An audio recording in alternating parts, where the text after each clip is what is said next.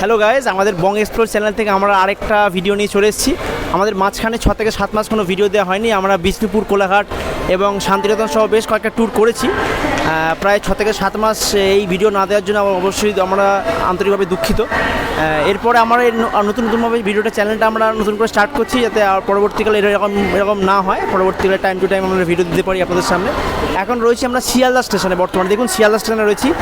এই শিয়ালদা স্টেশন থেকে আমরা একটি ট্রেন ধরবো, 9:20 সময় ট্রেন আছে। এখন প্রায় আমাদের ট্রেনের টাইম হয়ে গেছে, বেশি দেরি করা যাবে না। আমার সাথে রয়েছে ইয়াসিন, প্রত্যেকবারের মতো এবারও রয়েছে।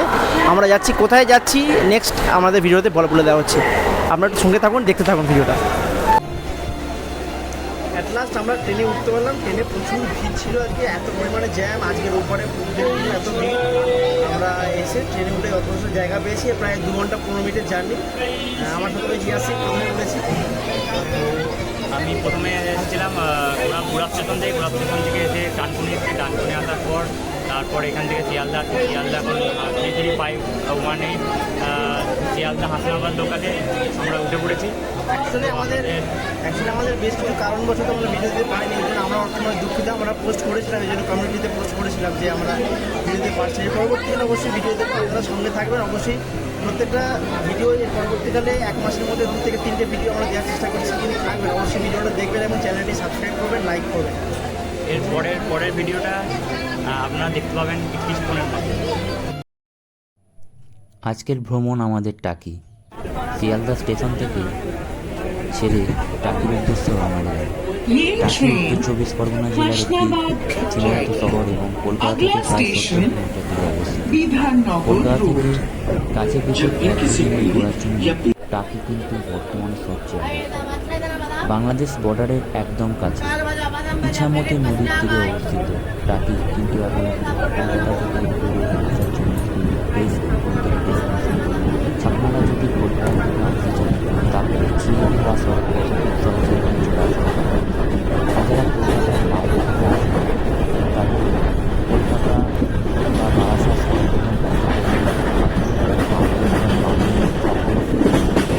কলকাতা বা বারাসাত হাসনাবাদের বাস হাসনাবাদের প্রায় 5 কিলোমিটার আগে সবচেয়ে কম সময়ে এখানে আসার সহজ উপায় হলো ট্রেন। লোকাল ট্রেন করে শিয়ালদা বা বারাসাত থেকে হাসনাবাদের লোকাল করে 2 ঘন্টা 15 মিনিটে পৌঁছে যেতে পারবেন এবং ভাড়া মাত্র 2 টাকা আপনি পৌঁছে যেতে পারবেন।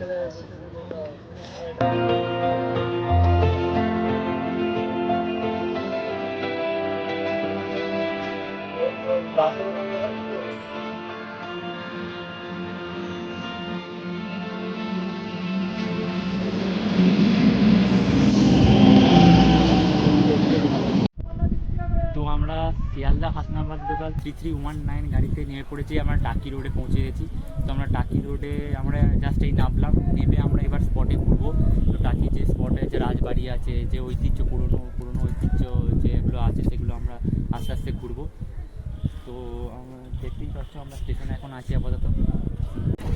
আপনারা একদিনের জন্য ডে ট্যুর করতে চান তাহলে টাকি রোড স্টেশনের সামনে প্রচুর টোটো পেয়ে যাবেন। টাকিতে ঘোরার জন্য বেস্ট অপশান এই টোটো। তাছাড়া কিছু কিছু জায়গায়ও রিক্সা চলাচল করে।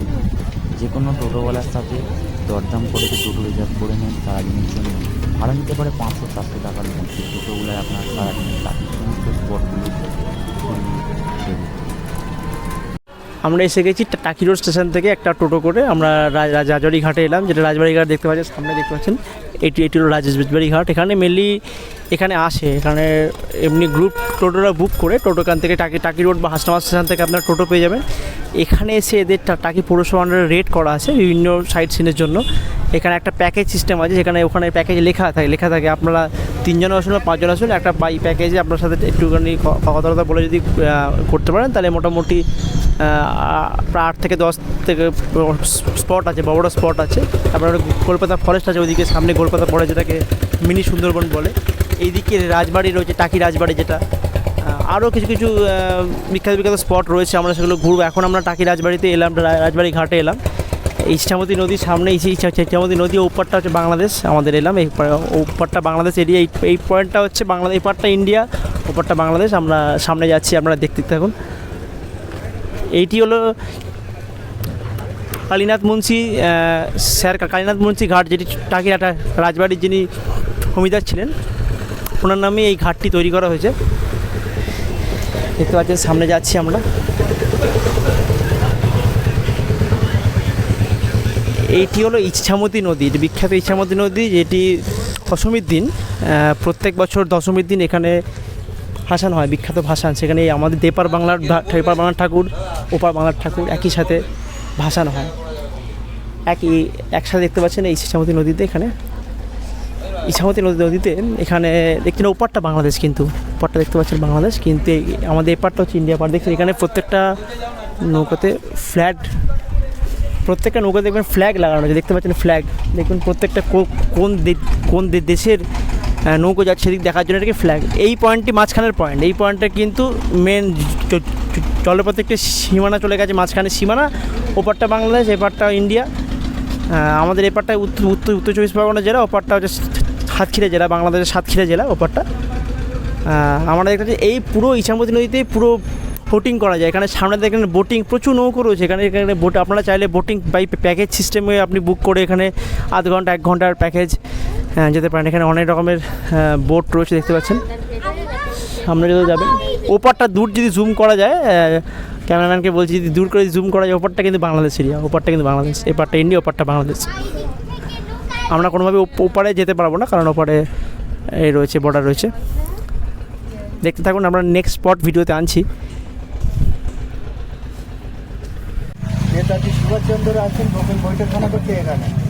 এখন তোমার ওই ইংরেজরা খবর পেতো এখানে আছে, তখন নিশ্চিত তলাতে একটা সুড়ঙ্গ ছিল, তখন ওপারে যাওয়া, তখন তো ভারত বাংলাদেশ ভাগ হয়নি, ভারতেই ছিল, তখন চলে যেতে পারে। বাড়িটা গোল গোল ইট দিয়ে বানানো, দেবের চাঁদের পাহাড়, শঙ্করচূড় সিনেমা, আটকাটে বনগালোকান, ভূমিকন্যা, এর মধ্যে কিছু হয়েছে।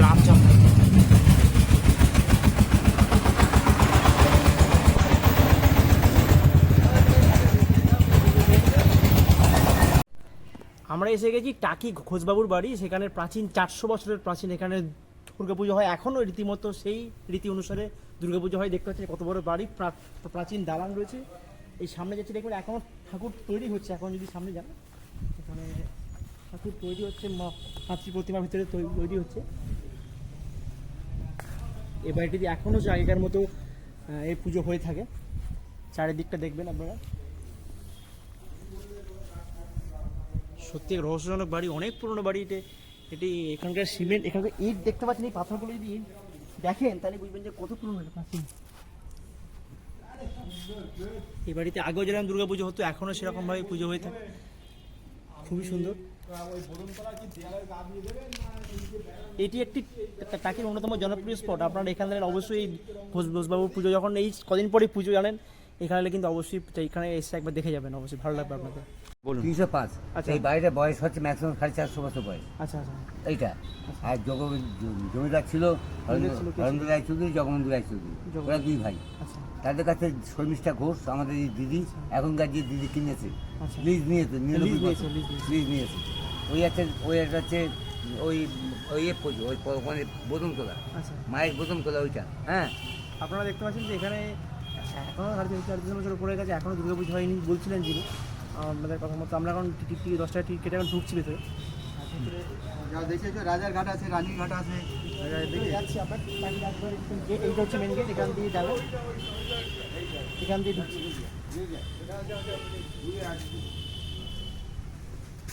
এখানে দেখতে পাচ্ছেন এখানে পিকনিক ফটোশ্যুটের সব রকম ভাড়া দেওয়া হয়, লেখা রয়েছে। এখানে অনেক পুরনো বাড়ি দেখতে পাচ্ছেন, প্রাচীন দালান।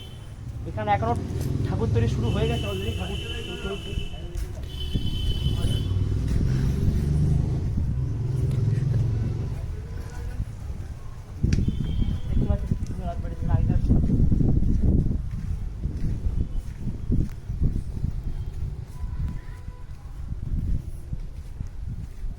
কলকাতা গেছি। কলকাতা কোন জায়গায়? আমদাম। তাই বলো, কলকাতা তো হ্যাঁ, আমরা এখানে এসেছি, এখানে রাজবাড়িতে তাই দেখছি, এখানে রাজবাড়িতে একটা স্নান ঘাট, একটি ছেলেদের একটা ওদিকটা মেয়েদের, দুটি ভাগ করা রয়েছে, অনেক পুরনো। এটা প্রথম থেকে এইটি রয়েছে। আমরা দেখতে এই ঘাটের এখানে সামনে দেখতে পাচ্ছেন বলিদেবার আলাদা মঞ্চ রয়েছে, দেখতে পাচ্ছেন সামনে বলির মঞ্চ ছোটো করে রয়েছে। আর ওখানে ঠাকুর অলরেডি তৈরি হয়ে গেছে, ঠাকুর চাপা দেওয়া রয়েছে, কদিন পরেই আসছেন না দেখতে পাচ্ছেন। টাকি রাজবাড়ির টাকির জনপ্রিয় পর্যটন স্থলগুলোর মধ্যে একটি। টাকি রাজবাড়ি একটির নাম পূবের বাড়ি। উত্তর, দক্ষিণ, পূর্ব ও পশ্চিম এই 4টি বাড়ির মধ্যে এখন কেবল মাত্র এই পূবের বাড়িটির দিকেই আছে। এখানে 10 টাকা প্রবেশ মূল্য দিয়ে ভেতরে প্রবেশ করতে পারবেন। বাড়িটি খুব বড় নয়, বেশিক্ষণ সময় আপনাদের লাগবে না। পেছনে একটা দুর্গা দালান আছে, যেখানে এখনও পুজোর সময় দুর্গা পুজো হয়ে থাকে। তো আমরা চলে এসেছি কৌশিক গাঙ্গুলি পরিচালিত বিসর্জন সিনেমা শ্যুটিংয়ের একটা বাড়িতে। আমরা এখানে বিসর্জন সিনেমা শ্যুটিং হয়েছিল এবং অন্যান্য বাংলা ছবি, চলচ্চিত্র ছবিতে ওখানে অনেক শ্যুটিং হয়েছিল। এখানে ভিউটা দেখুন আপনারা, খুব সুন্দর একটা ভিউ। এই বাড়িতেই শ্যুটিং হয়েছিল। কৌশিক গাঙ্গুলি হেঁটে এখানে এই বাড়িতে এসেছিলেন এবং এসে উনি শ্যুটিং করেছিলেন এখানে। এবং এই সিনেমাটা করার পর তিনি জাতীয় পুরস্কার পেয়েছিলেন এই সিনেমাটার জন্য। এই মন্দিরটার বয়স বেশি না, ঠাকুরটার বয়স শুনেছি শোনা কথা 449 বছর। এই জায়গাটা পুজোর সময় 108 টাকার বলি হয়, আর শনিবার মঙ্গলবার যাদের যা মানসিক থাকে তারা এসে এখানে বলি দিয়ে যায়। আর ওই ঠাকুরের মুখ দেখে এসো, ওই দিক দিয়ে যেতে হবে, গিয়ে ভেতর দিকে দেখতে হবে। আমরা টাকি রামকৃষ্ণ মিশনে এসেছি। তার কয়েকটি স্পট দেখে আমরা টাকি রামকৃষ্ণ, অনেক পুরো টাকি রামকৃষ্ণ মিশন, যেটা আরও কয়েকটা ব্রাঞ্চ, তার মধ্যে এই চারটি অন্যতম। এটা অনেক বড় রামকৃষ্ণ, এখানে একটা বিদ্যালয় রয়েছে, এখানে স্কুল, একদিকে স্কুল একদিকে রামকৃষ্ণ মিশন, অনেক বড়। এটি কিন্তু উত্তর 24 পরগনার সবথেকে বড় রামকৃষ্ণ মিশন। এটা থেকে প্রায় 1931 সালে স্থাপিত টাকি রামকৃষ্ণ মিশন। এটি হলো টাকি রামকৃষ্ণ মিশন, পশ্চিমবঙ্গ উত্তর 24 পরগনা জেলার একটি গুরুত্বপূর্ণ রামকৃষ্ণ মিশনের শাখা। এটি রামকৃষ্ণ পরমহংসের আদর্শ এবং বিবেকানন্দের শিক্ষা অনুযায়ী প্রতিষ্ঠিত হয়েছিল। এই মিশনের মূল লক্ষ্য হল মানুষের সার্বিক উন্নতি এবং সমাজসেবা। টাকি রামকৃষ্ণ মিশনের কিছু বৈশিষ্ট্য: প্রতিষ্ঠা উদ্দেশ্য, শিক্ষা কার্যক্রম, স্বাস্থ্যসেবা, সমাজ সেবা, সামাজিক সেবা ও আধ্যাত্মিক কার্যক্রম। পুরোনো জোড়াশিবের মন্দির। আচ্ছা, এই পৌরসভাতে মেনটেন করে বলে এরা দেখে মনে হয় যেন যে নতুন, কিন্তু অথচ না 300 বছর পুরনো এটা শিব মন্দির।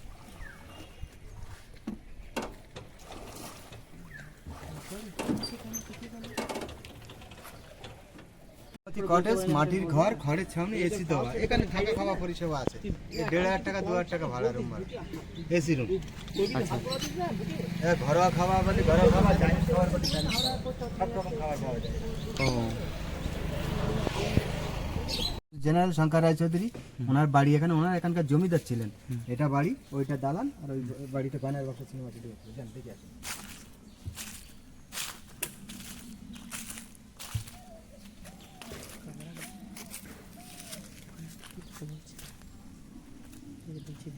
আমরা এসে গেছি প্রথম বাঙালি জেনারেল শঙ্কর রায়চৌধুরী বাড়ি। তিনি এখানকার নামকরা জমিদার ছিলেন।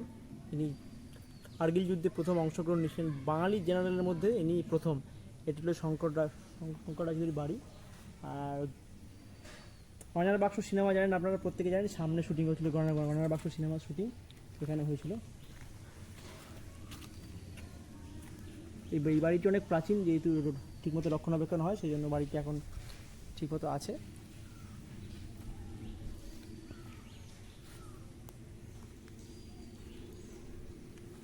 আমার বন্ধু ইয়াসিন কিছু। তো আমরা একটা অন্য স্পটে এসেছি, সেটা হচ্ছে সৈয়দপুর ঘোরানো কল। এক যুগের এখানে গ্রামের মানুষেরা পুকুরে জল খেত। তারপরে এটা একটা নলকূপ তৈরি হয়েছে, যেটা হচ্ছে ব্রিটিশ আমলের তৈরি পুরনো নলকূপ। আগে অবস্থা খুবই খারাপ ছিল, এখন সেটা নির্মাণ করা হচ্ছে। বিসর্জন সিনেমা যখন ওই আবির ঠাকুরের কাটামের তলায় পড়ে থাকে, মেয়েটা এই রাস্তা ধরে তুলে এনে এই বাড়িতে রেখে দেয়। এটা বাংলাদেশ দেখিয়েছে সিনেমাটা, বাড়িটা, অথচ ইন্ডিয়ার মধ্যে। আচ্ছা,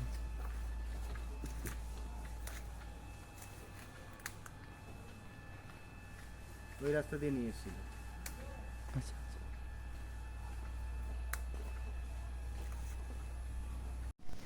আমরা এসে গেছি বাংলাদেশ বর্ডারে। আমরা ওখানে সামনে বর্ডার সিকিউরিটি ফোর্সের ক্যাম্প রয়েছে। সেখানে আপনারা যখন এখানে এসে যখন আপনারা এখানে যাবেন, তখন আপনারা একটা আইডি কার্ড ওখানে ভেরিফাই হবে। আইডি কার্ড দেখবেন, সাইন করবেন।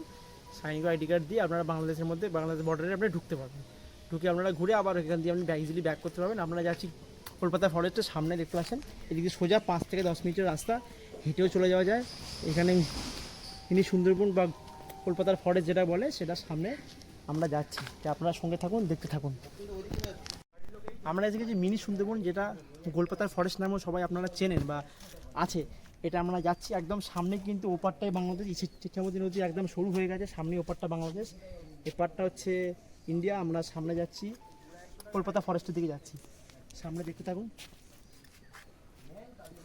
কলকাতা ফরেস্টের দিকে সামনে এগিয়ে চলেছি আমরা। এই চারিদিকটা কিন্তু খুবই সুন্দর, খুব রোদ রয়েছে কিন্তু খুবই সুন্দর চারিদিকটা। দেখুন জায়গাটা দেখুন, জায়গাটা দেখুন কত সরু হয়ে গেছে, দেখুন জায়গাটা। আস্তে আস্তে আমরা নিচের দিকে এগোচ্ছি। দেখুন এইটি হচ্ছে কিন্তু কলকাতার ফরেস্ট নামে আমরা জানি।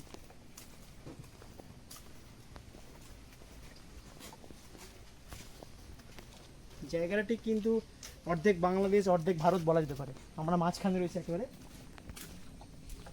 দেখুন এখানে লেখা রয়েছে কলকাতা, এইগুলো কি বলে অরিজিনালি কলকাতা, এগুলো কলকাতার যার নামে কলকাতা ফরেস্ট হিসেবে বিখ্যাত।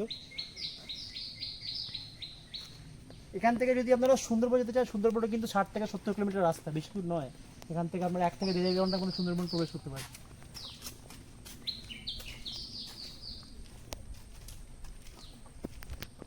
এখানে যে আপনাদের বর্ডার সিকিউরিটি ফোর্সের ক্যাম্প রয়েছে, সেই ক্যাম্পে আপনার আইডি কার্ড ঢুকিয়ে আপনারা মিনি সুন্দরবন এখানে ঘুরতে পারেন। বেশিক্ষণ লাগবে না, হেঁটে 5-7 মিনিট লাগবে। এখানে আপনার সন্ধ্যেবেলা 6টা সাড়ে 6টা অবধি এখানে আপনাকে কুপন রেজিস্ট্রেশন করতে হবেন, তারপরে কিন্তু হয় না, বিকেলের মধ্যে এসে চলে আসতে হবে। দেখতে পাচ্ছেন এখানে অনেক ধরনের গাছ রয়েছে, কিন্তু মেনলি যেটা কলকাতা ফরেস্ট, এই যে এইগুলো হচ্ছে কলকাতা লম্বা লম্বা দেখতে পাচ্ছেন, এগুলো এদিকে দেখাতে বলবো, এইদিকে কলকাতা, এগুলো হচ্ছে কলকাতার ফরেস্ট। এগুলো মেনলি এখানেই দেখা যায়, এগুলো সব জায়গায় পাওয়া যায় না সাধারণত। দেখতে অনেকটা অন্যরকম টাইপের। আমরা সামনে এগোচ্ছি থাকুন, সোজা সামনে এগোচ্ছি আমরা। সামনে কী আছে আমরা জানি না, দেখছি শুধু। আমি বলবো টাকিতে যদি কোনো একটা জায়গাতে আপনাদের সবচেয়ে বেশি ভালো লাগবে, সেটি হলো এই মিনি সুন্দরবন, যার প্রকৃত নাম গোলপাতার ফরেস্ট। নারকেল গাছের মতো আকারে অনেকটা ছোট এই ম্যানগ্রোভ গাছের পাতাগুলো কিন্তু গোল নয়।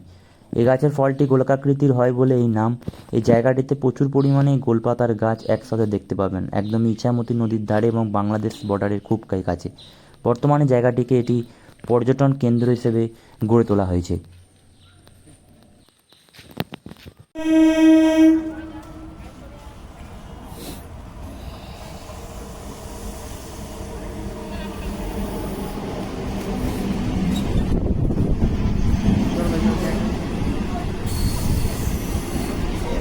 তো আমাদের টাকি ভ্রমণ এখানে শেষ হলো।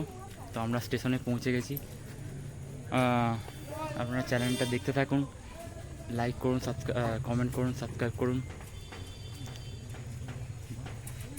তো আমার বন্ধু প্রতীক কিছু বলবে। হ্যাঁ, আমাদের আজকে টাকি ভ্রমণ শেষে আমরা টাকি স্টেশন এসেছি, তারপরে আমরা শিয়ালদা এসে ব্যাক করে আমরা চলে যাচ্ছি। এরপরে পরবর্তী ভিডিও এই নেক্সট কয়েকদিনের মধ্যে আবার আসবে, নতুন জায়গায় আমরা ভ্রমণ করবো। আপনারা সাথে থাকুন, আপনার ভালোবাসা দিতে থাকুন আমাদের কাছে, আপনাদের উৎসাহ দিন। আপনার উৎসাহে আমরা এগিয়ে যাব, আরও নতুন নতুন ভিডিও নিয়ে আসবো আপনাদের কাছে। হ্যাঁ, এর পরবর্তী ভিডিও অবশ্যই ওয়েট করবেন এবং চ্যানেলটি অবশ্যই সাবস্ক্রাইব করবেন। আমাদের সাবস্ক্রিপশন, আপনাদের এক একটা সাবস্ক্রিপশনই আমাদের কিন্তু অনুপ্রেরণা যোগাচ্ছে। এই আপনাদের ভালোবাসা দরকার। আর বেশ কিছু মাস ভিডিও দেওয়া হয়নি, এরপরে থেকে আমরা চেষ্টা করবো কন্টিনিউ করা। আপনাদের পাশে থাকাটা সবথেকে গুরুত্বপূর্ণ। সেটুকুই। Thank you.